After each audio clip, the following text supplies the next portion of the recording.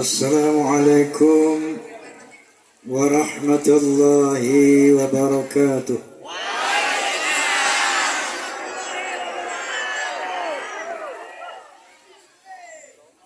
Bismillahirrahmanirrahim. Alhamdulillahilladzi hadan nasa ila hayatin thayyibatin fid dunya wal akhirati bi syari'atil Islam. Asyhadu an la ilaha illallah wahdahu la syarika lah dzul jalali wal ikram. Wa asyhadu anna sayyidana wa nabiyyana Muhammadan abduhu wa rasuluh sayyidul arabi wal ajam. Fasallallahu ala sayyidina Muhammad wa ala alihi wa sahbihi wa sallam. Amma ba'd.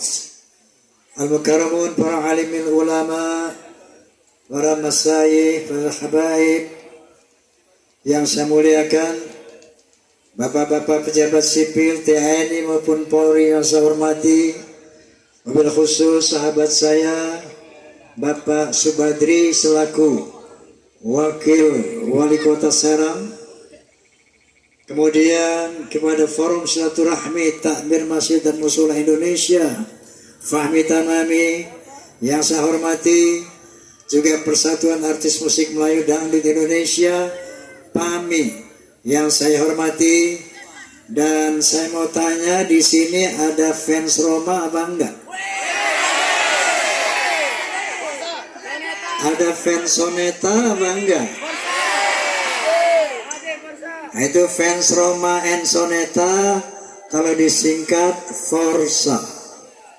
Forza ini ada dua, struktural dan struktural. Yang struktural yang berseragam, nah hitam-hitam ini, terikat dengan disiplin organisasi, harus beriman, bertakwa, berakhlakul karimah, dan berloyalitas. Kemudian yang lainnya adalah yang non struktural. Siapapun Anda, sejauh Anda cinta Roma, cinta Soneta, insya Allah Anda adalah Forza. Kalau saya bilang Forza, mau bilang keren? Mau? Forza! Forza! Sekian lama engkau menunggu untuk kedatanganku. Betul? Bukankah aku telah berjanji kita jumpa di sini? Ku datang, kini ku datang padamu. Senyumlah, sambutlah kedatanganku. Forza! Demi tertibnya acara, saya mohon yang berdiri di tengah duduk saja, Mas ya. Duduk, supaya tidak mengganggu pandangan para undangan. Begitu juga yang di sini, kalau masih berdiri silakan duduk atau jongkok saja ya. Ya, silakan. Agar tidak mengganggu teman-teman tamu-tamu yang duduk di kursi, silakan. Yang masih berdiri,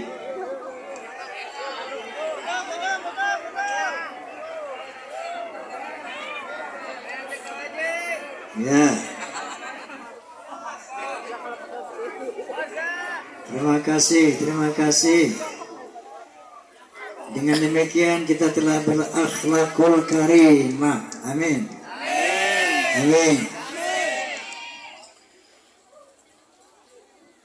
Bercerita tentang peristiwa Isra wal Mi'raj yang merupakan satu mukjizat, salah satu yang terbesar yang diberikan oleh Allah Subhanahu wa taala kepada Nabi Muhammad SAW, tentu harus ditinjau dari berbagai macam aspek. Yang pertama, kenapa Allah mengisra dan mi'rajkan Rasulullah? Yang kedua, bagaimana teknis pelaksanaan perjalanan Isra wal Mi'raj. Yang ketiga, apa misi dari Allah Subhanahu wa taala memperjalankan hambanya yaitu Nabi Muhammad SAW Isra dan Mi'raj. Bahwa yang pertama, ketika Nabi Muhammad mendapat tekanan yang luar biasa dari kafir Quraisy saat itu, kenapa? Karena yang namanya istri beliau Siti Khadijah, pendukung beliau secara ekonomi, meninggal dunia. Kemudian pamanda Abu Thalib, sang pelindung Nabi, juga meninggal dunia. Saat itu kafir Quraisy semakin berani sama Nabi, semakin menekan Nabi dari berbagai aspek kehidupan. Saat itu Nabi merasa sedih sekali, sampai-sampai Nabi mau dibunuh oleh kafir Quraisy. Mereka sepakat untuk membunuh Nabi SAW.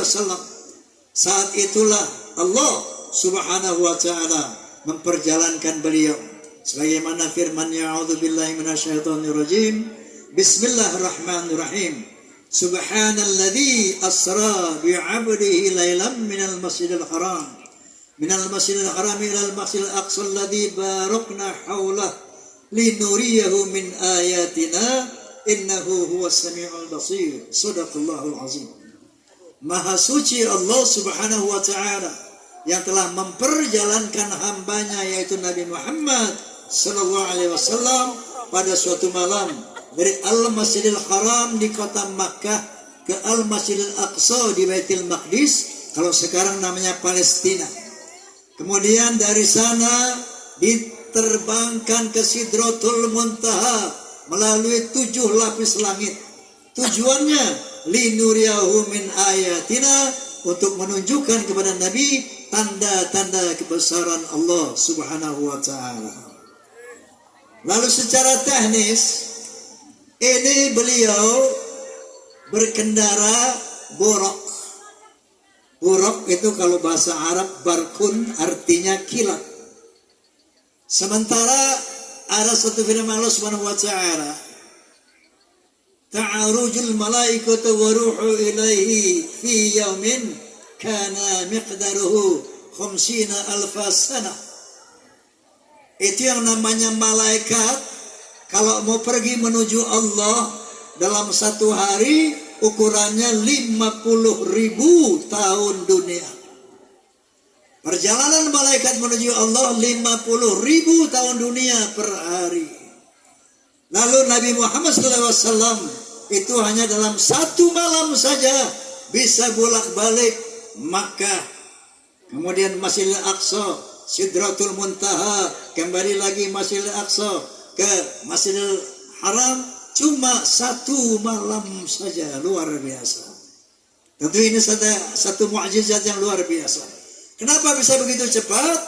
Karena Nabi diperjalankan dengan buraq. Buraq artinya kilat, yang divisualisasi sebagai makhluk seperti kuda. Lebih kecil dari kuda, lebih besar dari himar. Menurut ilmu pengetahuan, Pak, tahu nggak yang namanya malaikat ini kan menurut Allah Subhanahu wa taala terbuat dari apa?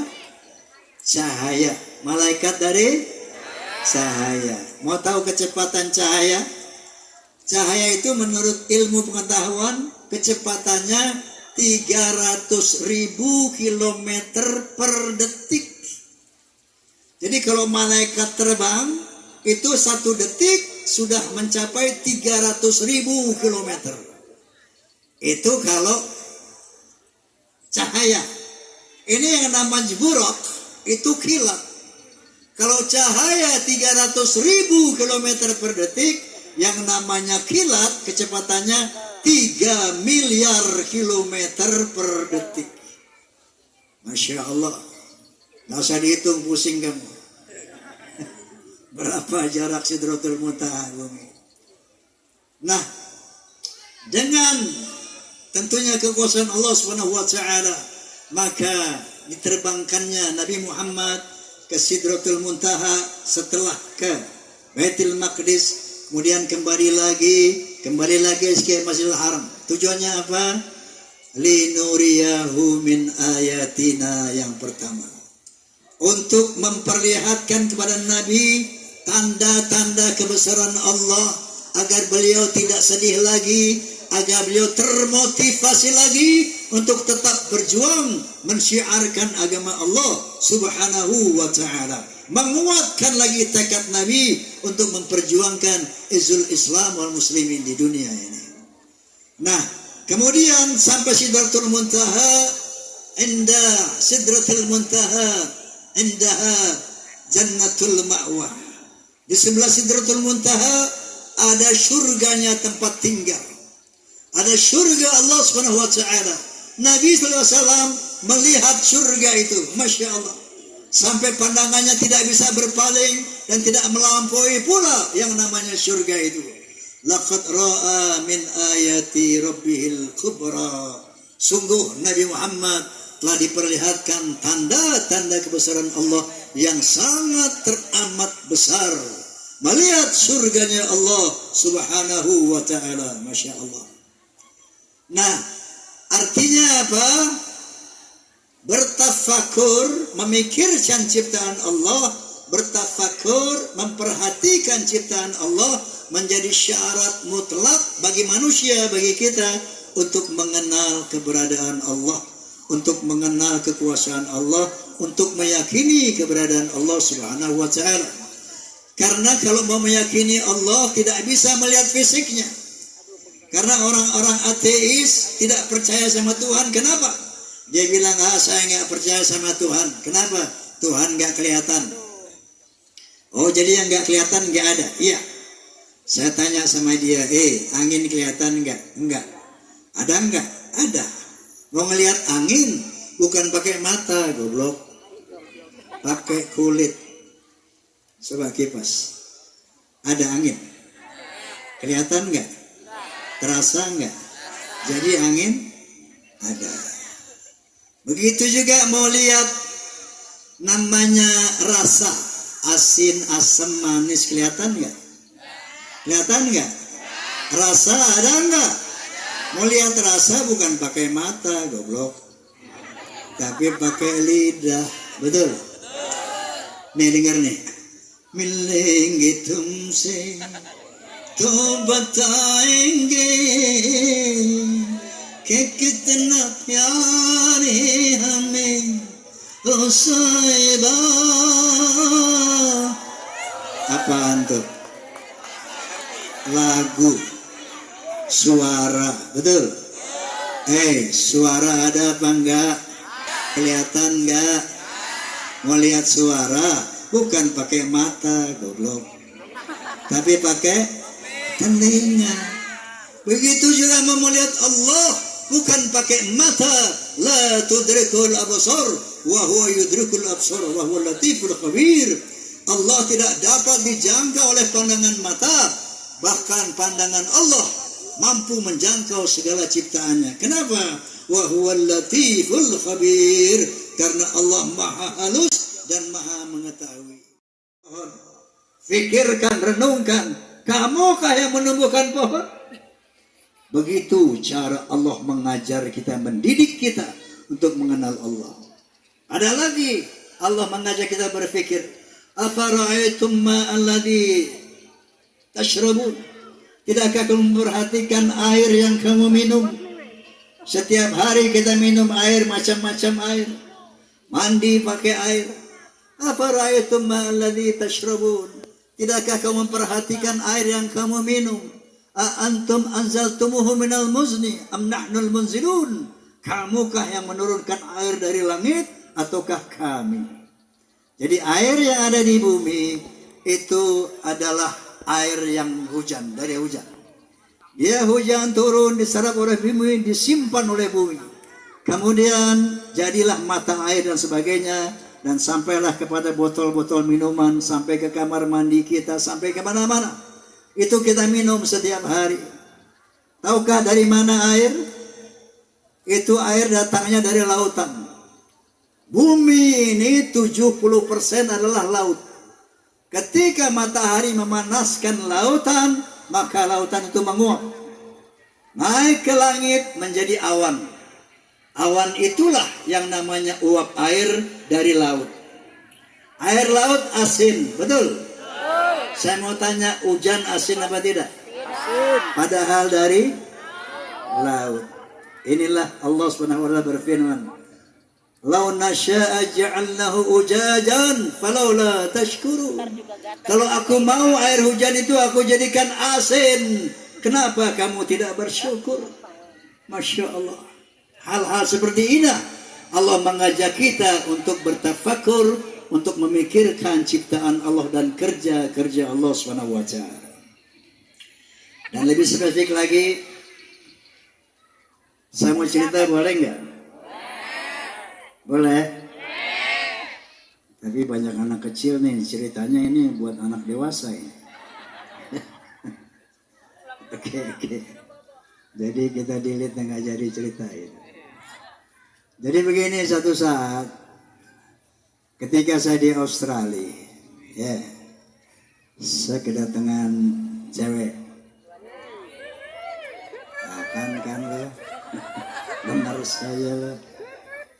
Kedatangan wanita tengah malam boleh. Astagfirullahaladzim. Tok. Begitu masuk langsung buka baju. Apa dia bilang? I'm yours tonight. Aku malam ini punya kamu. Get dressed, you will get sick.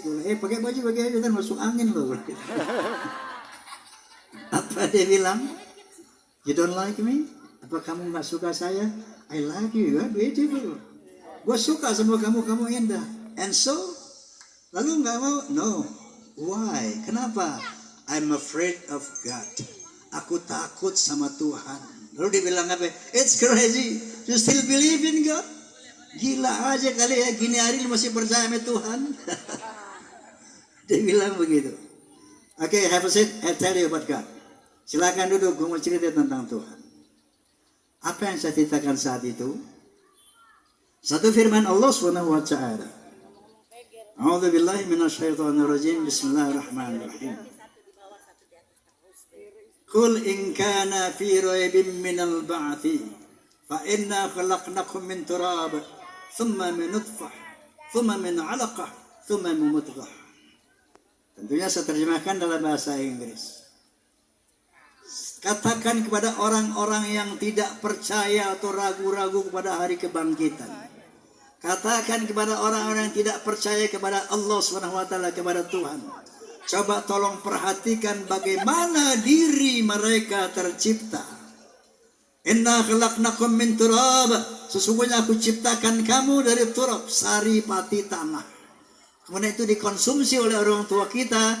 Kemudian thumma min nutfah. Saripati tanah tadi dikonsumsi orang tua kita, maka menjadi sperma, air mani. Thumma min mudghah. Kemudian air mani tadi, thumma min 'alaqah, menjadi darah. Thumma min mudghah, darah tadi menjadi segumpal daging. Ini riwayat penciptaan manusia ini.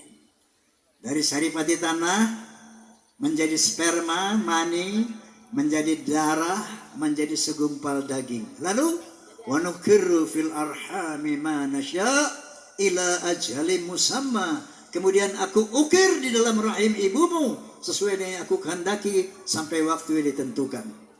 Bayangkan, fikirkan, renungkan, dari segumpal daging diukir oleh Allah Subhanahu wa taala dalam rahim ibu kita. Diukir kepala, kemudian diisi dengan otak yang mampu memikirkan apapun. Diisi dengan sepasang mata untuk bisa melihat. Kemudian dibuatkan, diukir sepasang telinga untuk bisa mendengar. Dibuatkan sepasang bibir untuk bisa berbicara.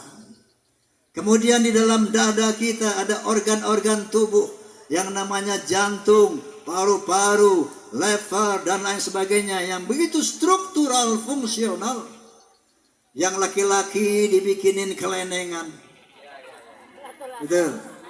Yang cewek dibikinin empet-empetan. Tafakur ini bukan porno. Fikirin coba, Masya Allah, Masya Allah, Subhanallah. Kemudian dibuatkan tangan sepasang untuk bekerja, kaki untuk berjalan. Begitu selesai, thumma nukhrijukum tifla, maka aku keluarkan kamu sebagai bayi. Oke? Oke? Ada pertanyaan buat kita. Siapa yang bikin bayi dari sperma menjadi darah menjadi daging? Siapa? Ibumu? Bapakmu? Oh, itu terjadi dengan sendirinya. Masuk akal apa enggak? Saya mau tanya. Ini apa nih? Botol. Ada yang bikin enggak? Ini apa nih? Bukan mic, ini mah kapal terbang. Mikrofon. Mikrofon. Ada yang bikin apa enggak? Yakin? Yakin? Emang kamu tahu pabriknya di mana? Nggak tahu. Yang bikin tahu siapa orangnya? Tapi yakin. Yakin. Kenapa? Karena dia struktural, fungsional, ada bentuknya, ada gunanya. Menurut akal sehat, sesuatu yang ada gunanya dan ada bentuknya pasti ada yang bikin. Betul? Betul. Hebatan mana ini sama kelenengan? Kelenengan. Hebatan mana badan manusia ini dengan mobil? Mobil ada yang bikin enggak? Badan kita ada yang bikin enggak? Siapa? Allah Subhanahu wa ta'ala. Inilah yang dikatakan tafakkaru fi khalqillah. Fikirkan, renungkan ciptaan Allah, kamu akan yakin bahwa Allah ada. Sudah yakin ada Allah? Alhamdulillah, saya pulang dulu ya.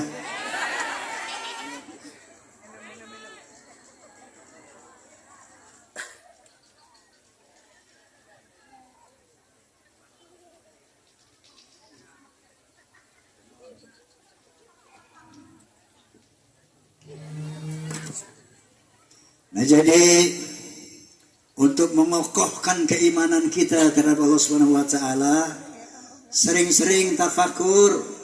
Ya, kalau mau makan tuh perhatikan itu nasinya, Masya Allah. Perhatikan itu telur, itu cabai, Masya Allah. Gak ada manusia yang bisa bikin sebutir cabai pun, walaupun dia bisa bikin roket segala macam. Betul? Masya Allah, renungkan itu. Bagi dandan nih perempuan-perempuan, jangan cuma pandai menghitamkan alis, renungkan itu alis. Kok nggak bisa panjang-panjang ya rambut? Kok bisa teratur bak semut beriring? Kayak ditancepin satu-satu, Masya Allah. Coba kalau panjang kayak rambut tuh alis.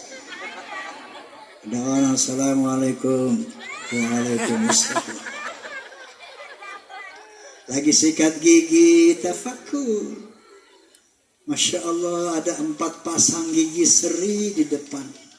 Bentuknya pipih, tajam, fungsinya buat memotong makanan. Di sebelah kiri kanan gigi seri ada 4 buah taring, 2 atas 2 bawah. Tajam bentuknya, runcing bentuknya, fungsinya untuk mencabik makanan yang keras-keras, daging bawa ke taring, seret. Gak bisa di depan, gigi seri gak bisa. Yang keras-keras bawa ke taring, seret. Fungsinya mencabik makanan. Kemudian di belakang taring ada 10 pasang geraham. 6 geraham besar, 4 geraham kecil. Bentuknya pipih, datar, kokoh.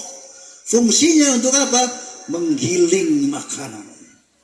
Setelah kita gigit, kita cabik, kita geser, digeser oleh lidah. Lidah ini kayak centong fungsinya tuh. Kalau kita ngaduk sop, centongnya itu muter, ini lidah fungsinya, Masya Allah. Oper kiri, oper kanan, oper belakang, oper depan. Ya. Jadi setelah kita gigit, kita cabik, kita gigit, dikirim ke geraham, dikunyah. Sampai halus, Masya Allah. Jumlahnya 32, nggak ada yang 36, nggak ada yang 40. Struktural, fungsional. Ada bentuknya, ada gunanya. Siapa yang bikin? Allah. Apa terjadi dengan sendirinya? Berarti ada yang, siapa yang bikin? Allah. Siapa yang menyusun? Allah. Itulah tafakur. Dengan tafakur kita akan kenal sama Allah. Sudah kenal sama Allah? Oi, sudah yakin ada Allah? Sudah yakin ada Allah? Maka tetaplah sering-sering bertafakur. Amin. Nah, oke, itulah misi yang pertama, linuriyahu min ayatina. Setelah itu yang kedua apa? Dalam rangka menerima perintah sholat 5 waktu. Apa itu sholat? Sholat itu artinya doa. Sholat itu artinya menyembah. Allah Subhanahu wa taala berfirman, "Innani anallah la ilaha illa ana fa'budni wa aqimus salata li dzikri." Sesungguhnya aku adalah Allah. Tidak ada Allah selain aku. Oleh karena itu sembahlah aku dan tegakkanlah salat untuk mengingatku. Ini perintah Allah.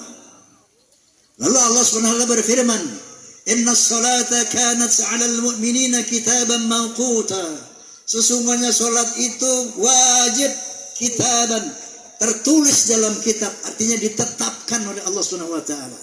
Inna salata kanat kita 'alal mu'minina kitaban mawquta. Atas orang-orang beriman diwajibkan salat. Apa itu hukumnya wajib? Wajib adalah sesuatu ma yuthabu ala fi'lih wa yu'aqabu ala tarkih.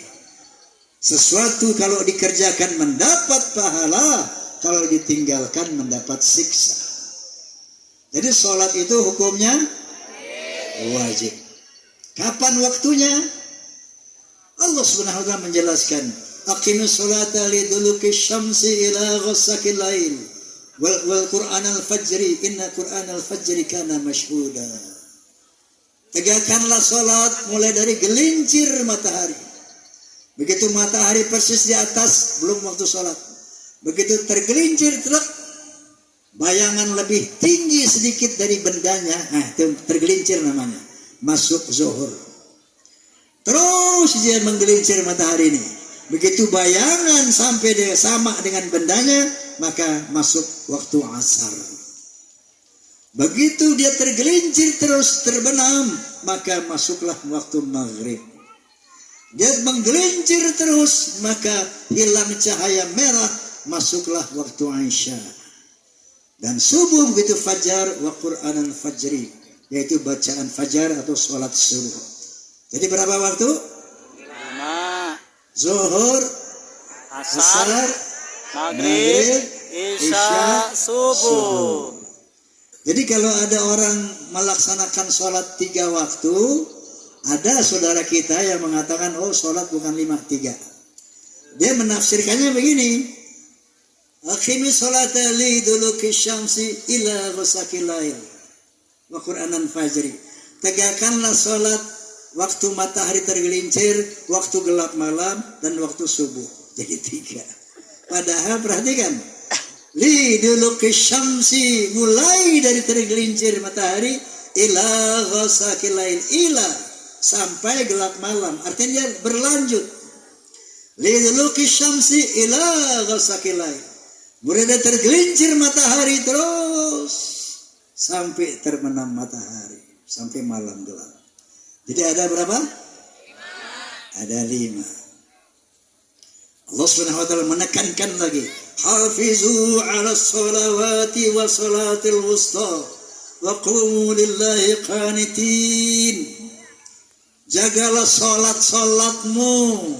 Jaga yang 5 itu. Jagalah salat-salatmu, jangan sampai ditinggal. Termasuk salat pertengahan. Ini salat pertengahan ini banyak yang salah, yang menafsirkan beda-beda maksudnya. Ada yang menafsirkan zuhur, asar, pertengahannya adalah maghrib. Ada yang menafsirkan pertengahan itu asar, sama saja, boleh saja. Ya. Hafizu 'ala sholawati wa qumu lillahi qanitin. Jagalah salat-salatmu dan tegakkanlah salat, dirikanlah salat qanitin sampai kamu khusyuk, sampai kamu yakin, sampai kamu mati. Jadi nggak ada istilah oh sudah tamat salat, nggak ada. Selama nyawa di kandung badan, wajib hukumnya salat sampai jiwa terbang dari badan ini. Hukumnya wajib. Lalu orang bertanya, untuk apa ke sholat? Sholat perlu nggak? Oh. Kok itu orang sana nggak sholat kaya-kaya? Yang sana tuh orang nggak sholat bagus-bagus, badannya cantik-cantik, ganteng-ganteng. Lalu sholat buat apa ya? Betul. Tadi Allah berfirman, aqimus sholata li dzikri. Tegakkan salat untuk mengingat aku. Tegakkan salat untuk menyembahku. Lalu untuk apa menyembah Allah? Allah SWT berfirman, "Wa may yattaqillaha yaj'al lahu makhraja yarzuqhu min haitsu la yahtasib." Barang siapa yang bertakwa kepadaku, maka akan aku beri jalan keluar dari setiap kesulitan hidupnya. Wa may yattaqillaha yaj'al lahu makhraja, akan aku berikan solusi dari persoalan hidupnya. Wa yarzuqhu min haitsu la yahtasib, dan aku akan berikan rezeki dari jalan yang dia tidak duga-duga. Rezeki itu bukan cuma uang, Pak, Bu, ya. Rezeki ini Masya Allah macam-macam, kesehatan rezeki, betul. Teman yang soleh rezeki, betul. Istri cantik salehah rezeki, betul. Macam-macam rezeki itu. Jadi wa may yattaqillaha yaj'al lahu makhraja wa yarzuqhu min haitsu la yahtasib. Wa may yattaqillaha yukaffir anhu min sayyi'atihi wa yu'zim lahu ajra. Barang siapa yang bertakwa kepadaku, akan aku besarkan pahalanya nanti di akhirat, dan aku ampuni segala dosa-dosanya. Jadi kalau nggak takwa bagaimana? Dijamin tidak akan bahagia di dunia ini, apalagi di akhirat.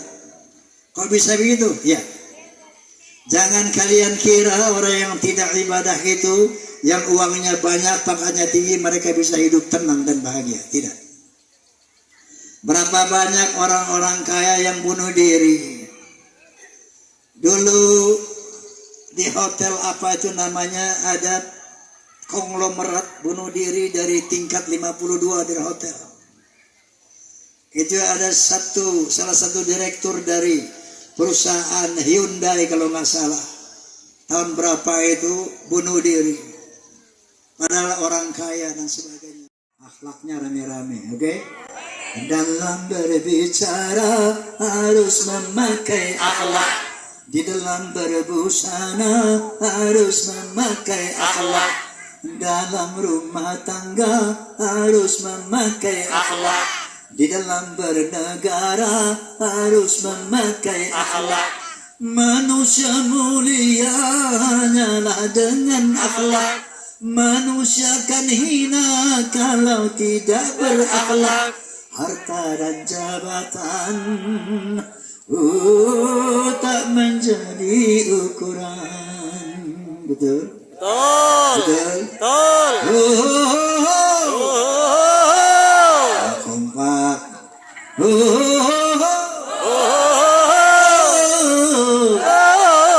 Manusia adalah sebaiknya ciptaan. Akhlak membedakan manusia dan hewan. Karena hewan tidak punya keimanan dan tak punya pemikiran. Hidup bebas tidak terikat oleh hukum dan juga peraturan.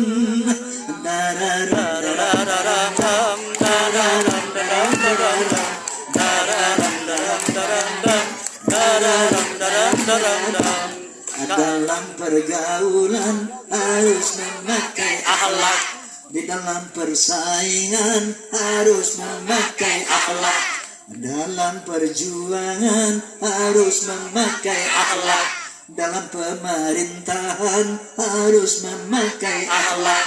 Kehidupan indah hanyalah dengan akhlak. damai dan sentosa hanyalah dengan akhlak. Kalau tak berakhlak, negara jadi rusak. Ayo berakhlak. Dararang, dararang, dararang.